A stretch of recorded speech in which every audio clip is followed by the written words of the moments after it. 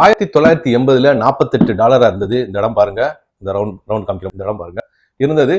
அப்படியே $4 வந்தது. 31 வருஷத்துக்கு அப்புறமாக 2011 மறுபடியும் $49 வந்தது.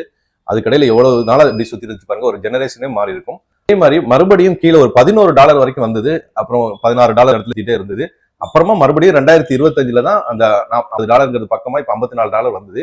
இப்ப $45 45.91 கிட்டத்தட்ட $10 வரைக்கும் 9 சில்லற வரைக்கும் இறங்கிடுச்சு. சரி, எக்ஸாம்பிள் நமக்கு இருக்கு.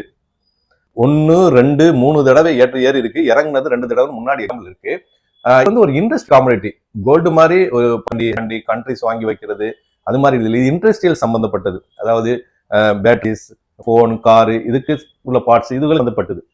கால சூழலுக்கு ஏற்ப அதோடைய தேவைகள் அதிகப்படும், குறையப்படும். ஸோ இதுல வந்து இன்வெஸ்ட்மெண்ட் பத்தி திங்க் பண்றது ரொம்ப ரிஸ்க். இப்போ இல்ல நிறைய எக்ஸ்ட்ரா இருந்தா அதை வாங்கி போட்டு வச்சு அப்படி இருந்தா பரவாயில்ல. நான் இன்னைக்கு வாங்கிட்டு நாளைக்கு விற்கிறதுக்குலாம் இந்த சில்வருக்கு இது பண்ணலாம். இதோடைய ப்ரொடக்ஷன் பாத்தீங்கன்னா கிட்டத்தட்ட 1,74,000 மில்லியன் டன்னு இருக்கு உலகத்துல.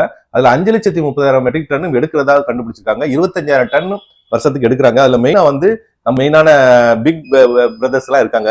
அதாவது சைனா இருக்குது, ரஷ்யா ப்ரொடக்ஷன் பண்றாங்க, அப்புறம் யுனைடெட் ஸ்டேட் பண்ணுது, மெக்சிகோ தான் அதிகமா பண்ணுது, அப்புறம் பெரு, சிலி, போலந்து, ஆஸ்திரேலியா, போல்வியா, 10 நாடுகள் டாப் 10 இது.